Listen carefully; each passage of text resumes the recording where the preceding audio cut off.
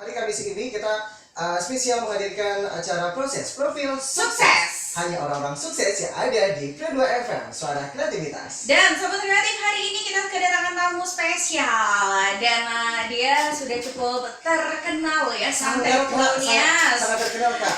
Secara gitu ya, Iya. di mana-mana wajahnya terpampang, nyata gitu ya. Dan selalu aktif sekretarinya untuk menyuarakan suara-suara hati rakyat. Siapa lagi? Kita sapa dulu dong. Kita bahas sapa dulu atau profilnya dulu? Profilnya dulu. Baiklah. Sahabat Radio 101,3 FM, beliau ini adalah bernama Bapak Hadirat STG. Dan lahir di Nia 10 Maret 1975. Dan dia adalah seorang laki-laki. Dan nama istrinya yaitu Ibu Yuniar Harifah. Dan sahabat Radio, dia jumlah anak 4 orang. Dan beralamat di Jalan Pelut Bidangnya kilometer 14,5 Desa Simanere, Gunung Sitoli, Danoi, Kota Gunung Sitoli, Sumatera Utara. Sahabat Radio 101,3 FM, riwayat pendidikannya pada tahun 1978 lulus SD Negeri 074055 Humene Satua, Kecamatan Gider. Dan Sobat Kreatif tahun 1990 lulus di SMP Negeri Simanere, Kecamatan Gider. Dan di tahun 1995 lulus SMA Negeri 3 Gunung Sitoli. Wow, lulus SMA Negeri 3 ya lulusannya. Alma mater SMA 3. Iya, hai Dan- buat semua yang lagi dengerin anak-anak SMA 3, betul. atau dicontohin nih. Patut dicontohin, bangga di guru-gurunya. Masih kuliah di STIFM Nasnias loh, Gil? Masih. Masih.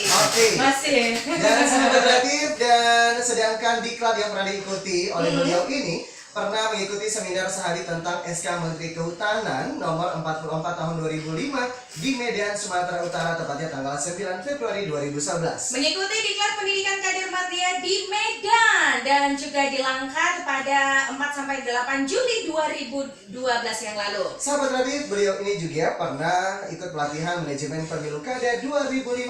Tante sukses selalu pilkada ya. Benar, dan akhirnya terpilih menjadi sang jawara. Iya betul, 2 kali. Bayangin 2 trip, Bo ya. Iya. Dan riwayat organisasinya itu cukup banyak banget. Apa Sobat saja, Kreatif. Kak? Di tahun 2007 hingga 2010 Ketua PAC PDI Perjuangan Gunung Sitoli Danoi. Pada tahun 2010 hingga 2015, Sekretaris DPC PDI Perjuangan. Tahun 2015 hingga 2020 nanti, Gil, Bendahara DPC DPDI Perjuangan. Lebih banyak, Kak. Banyak duitnya. Pantas dong ya. 11-12 sama Duca. Kelas berat. Oke, sahabat Radio, pada tahun 2010 hingga 2015, Dewan Penasehat Gabungan Pendidikan dan Tenaga Pendidikan Indonesia, Kota Gunung Sitoli. Tahun 2011 sampai dengan sekarang ini, dia ini juga adalah Ketua Komite SMA Negeri 3 Gunung Sitoli. Oh iya, berbakti lah ya. Benar. Sedangkan pada tahun 2003 hingga 2006, sahabat Radio, Sekretaris Yapema Nias. Iya, Yapema. Yapema. Iya, di tahun 2004 pendiri Agremias. Tahu itu apa?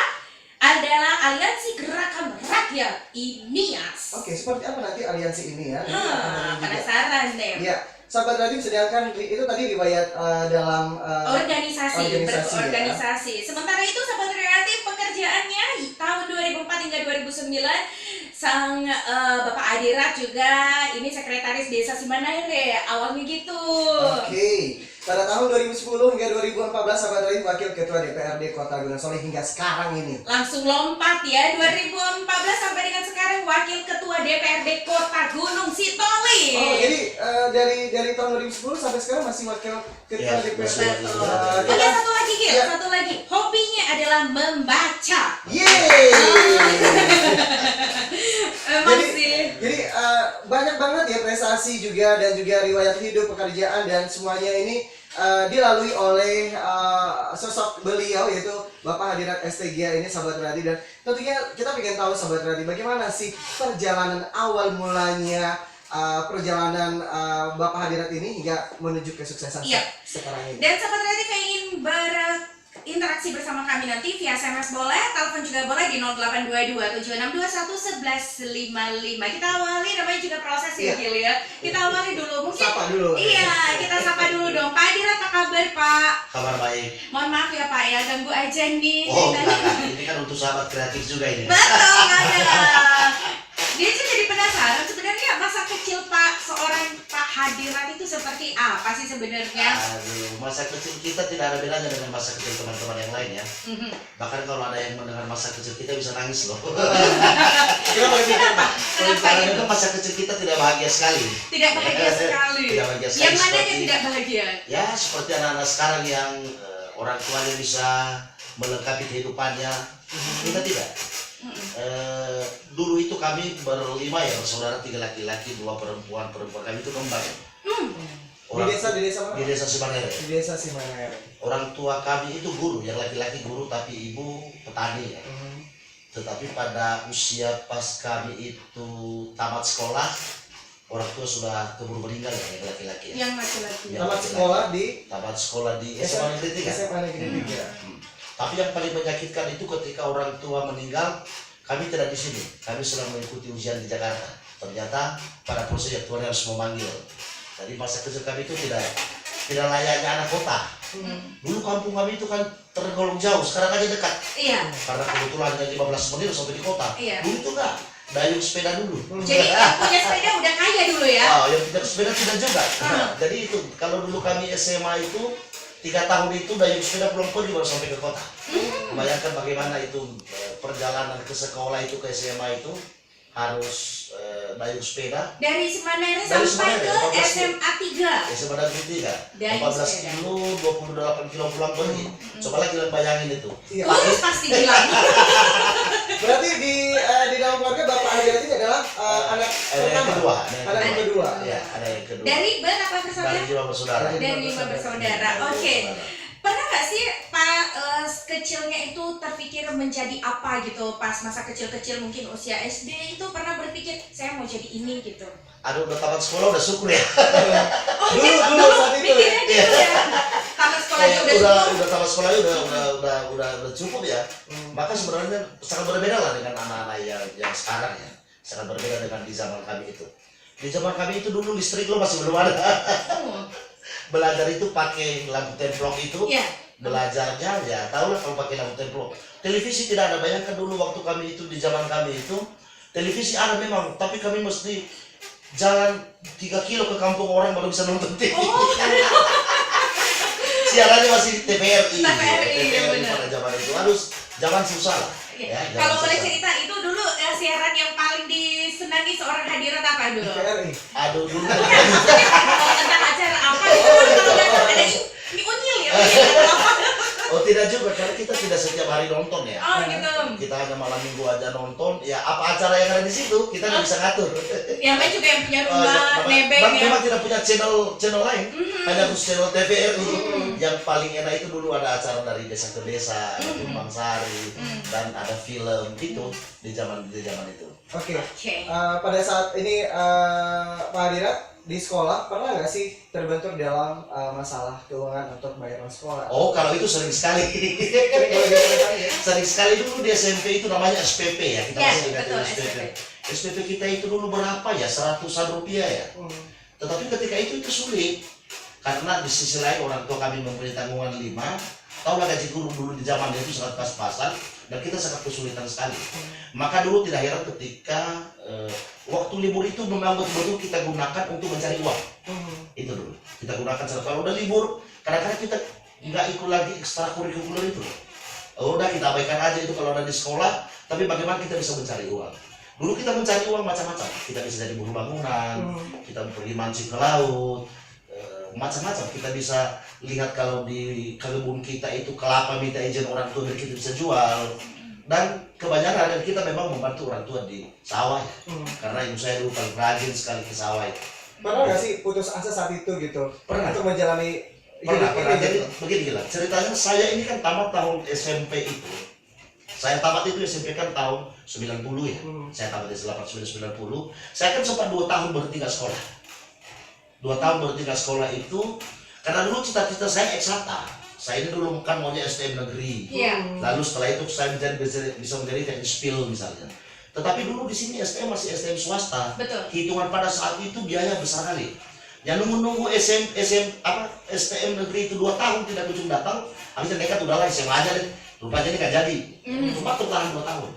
Nah di 2 tahun itu kita kerja sama orang bagaimana bisa mengumpulkan duit, akhirnya kita bikin sekolah ya pada SMA. Saya SMA dulu tidak semua di SMA 3. Saya pertama di SMA Negeri 1, 6 bulan di sana baru pindah di SMA Negeri 3. Oke, dulu kan sempat putus asa, lalu kenapa ada niat lagi untuk melanjutkan? Saya dulu memang mulai dari kecil tergolong pemberontak juga ya. Boleh terkuat ya. Ini sahabat-sahabat nanti mungkin segan untuk bercerita ke Pak Adira di sini nih. Iya, betul. Kalau dulu di SMA itu saya tergolong nakal. Nakal. Di SMA dulu saya tergolong nakal. Bahkan Nakal tapi sukses sekarang ini. tapi tidak menghancurkan anak-anak nakal. Iya. Jadi sukses akhirnya. Tapi ini nakal dalam hal apa ini? Maksudnya? Artinya Cabut kah atau cabut sih tidak ya. tidak? Oh itu. Cabut di sekolah tidak ya. Tetapi apa? Pada zaman itu kan anak-anak sedang menemukan jati dirinya. Ya. Betul. Jadi itu nakalnya sekitar itu. Bahkan saya pindah dari SMA 1 ke SMA Negeri 3 itu kan tidak mulus karena awal saya melawan guru. Oh gitu.